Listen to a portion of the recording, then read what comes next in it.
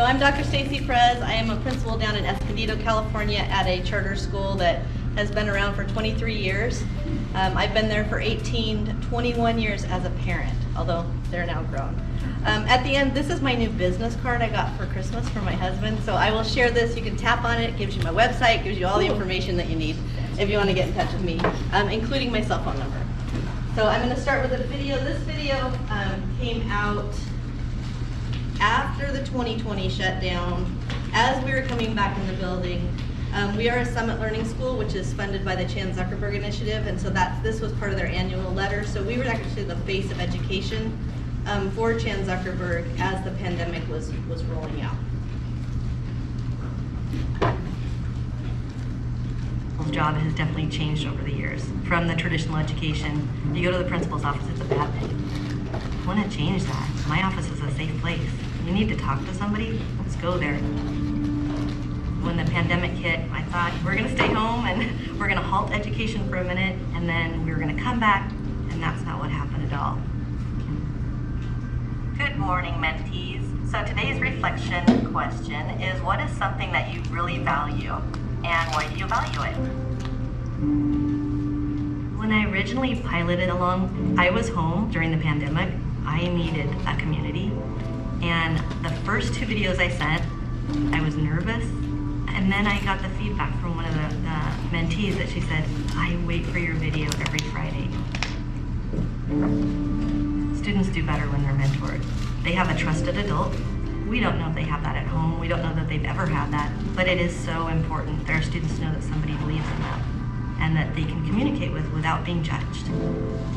And that's what our teachers are doing, using along, taking that time to build those relationships.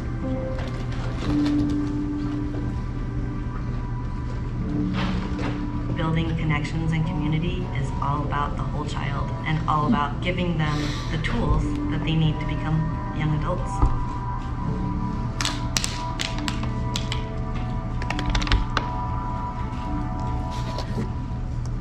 So we want to thank Gokul, Jeremy, and Stacy.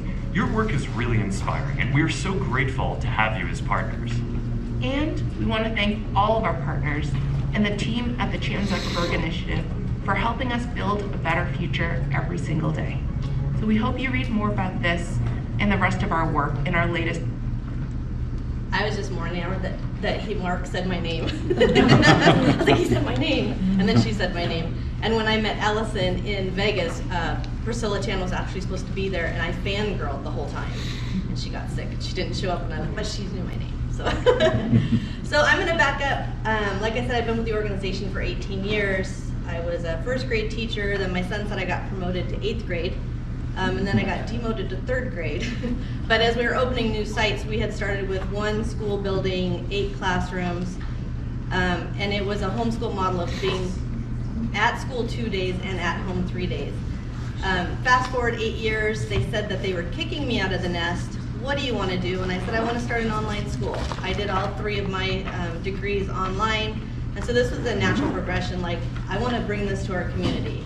So I started a pilot program with 37 students who were in our traditional brick and mortar high school in a 4-day model, and it exploded.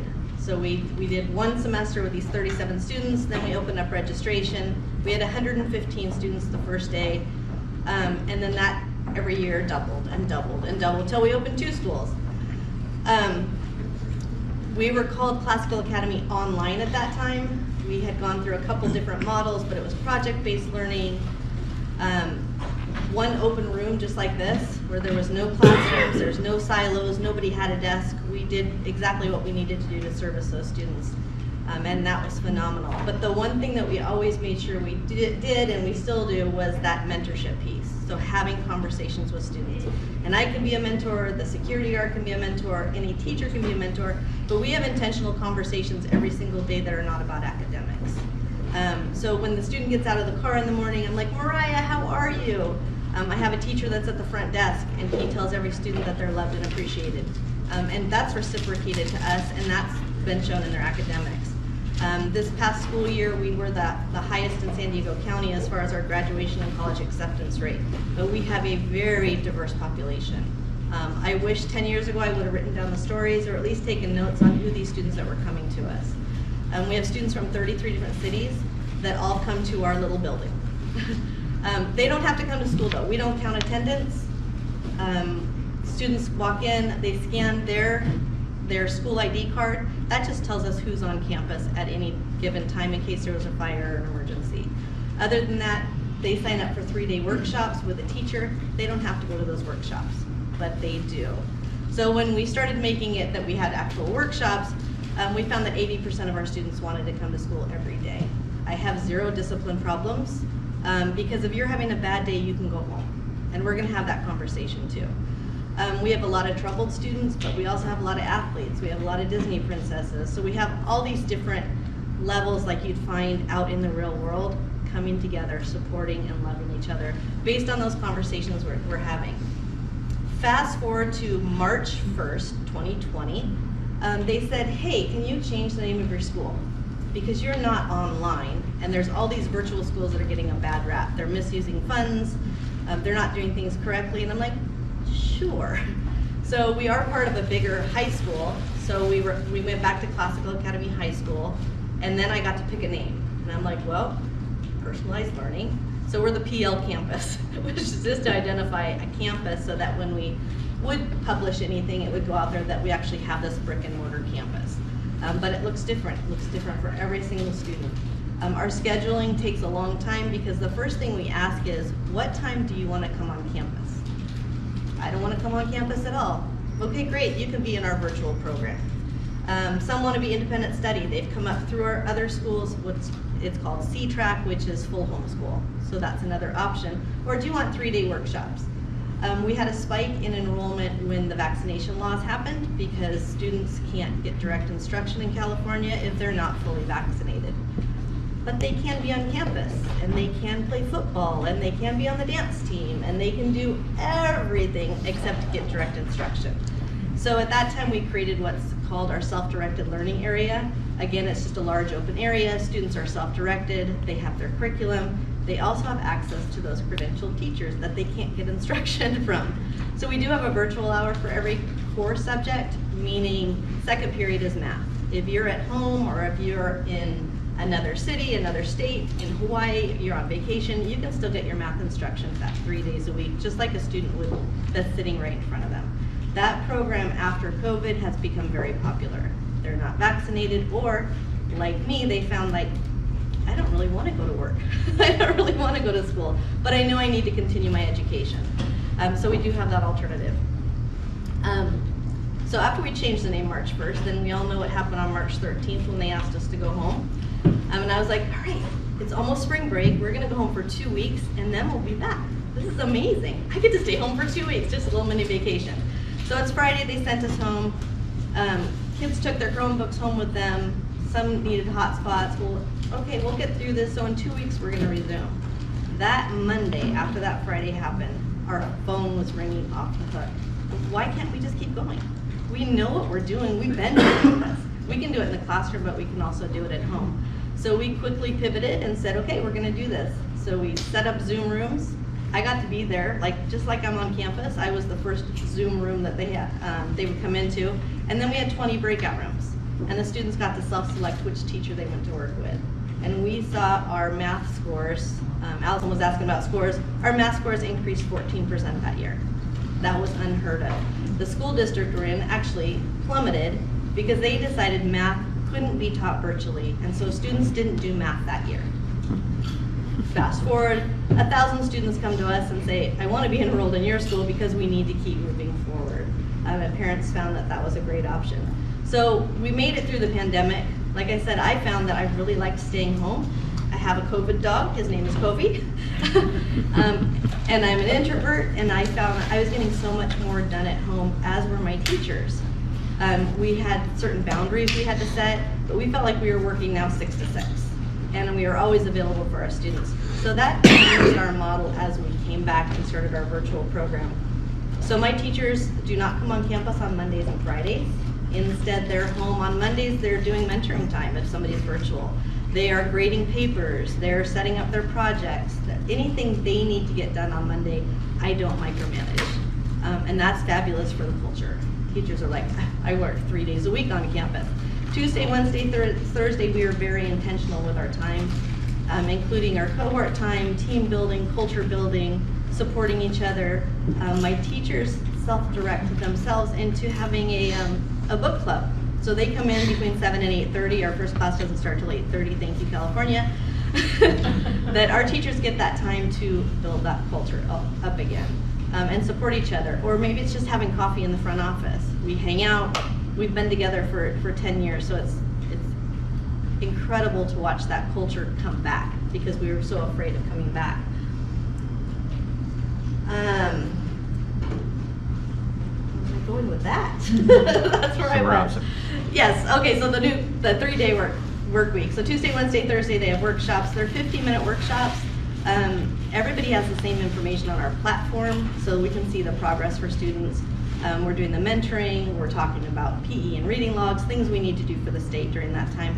And then Friday, this is where our big shift came. We used to have office hours on campus on Friday between 9 and 12, and we'd get a handful of kids and that was it. Because why would I come to campus if it's just to get help? And my mom can't drive me because she works and my dad's out of town. So we started our virtual office hours exactly like we did during the pandemic. We have over 90% of our students showing up for virtual office hours because they can ask questions, they can get help, they can talk to other students, they can go into a breakout room. It's not intimidating, they can leave their camera off. Most of them turn them on now because they want that face-to-face. And then continuing that mentoring time. So some of the students I'm absolutely the closest to are students that I mentored during COVID. When they finally came back on campus, it's been almost 2 years, and that they already knew my face. We already had those conversations. So it was easy to be in the hallway, they'd walk by. One of mine was a girl named Leilani, and she's like, it's amazing that I had a connection with a school principal during a pandemic to have these conversations that sprung me forward in my academics. And then she came back and I said, you know, you're probably going to be valedictorian because you're a very high achieving student. And she's like, you know, that's not what's driving me. I want to be a dancer, and I know that now. I know that that's what I love, and you taught me about passion, and you asked me these questions that really made me reflect. So that changes it again, because now we've got this 3-day work week, we've got mentoring time, we've got office hours, we've got Mondays teachers are off, and our students have time for their lives. And the family dynamics have changed because the parents are like, you took the education off my plate. I still feel kind of like I'm homeschooling because they're home, but they're mimicking what their parents are doing of working virtually. They know that I need to get up at 8 o'clock, that math class is going to be on. I need to put on my headset. I need to focus.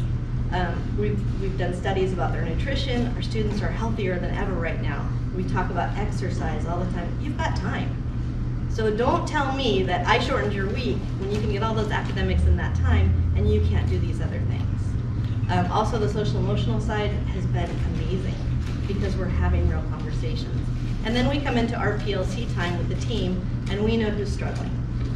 We created what's called the clearinghouse, and that's just our communication tool between the teachers of a student's marked in red on that if I have met with that family. So they know that, oh, this student has an eating disorder and Dr. Perez is taking care of that. So we're constantly communicating without that fear of like, you're in the hallway, you can't talk about it. And same thing with our students. We can have small group mentoring, we can have large group mentoring, but we've built that community that really supports any learner, anytime, and it truly is personalized. Awesome. Questions, please. I want this to be more of a discussion than a presentation. Allison. Okay, I'm biased. Stacy and I actually said we met at a conference in Las Vegas, and the synergy between us was just wonderful. And It was the Black and Brown Journalism Conference. But Stacy invited me and my dean of students to come to the first day of school at Classic Academy. And on the first day of school, all the students that were there, they knew exactly what was expected. Just the feeling of love that was in the building and the manner in which the faculty and staff were interacting with students. She is just the epitome of leading by example and fostering relationships. And it was just like a beautiful sight to see.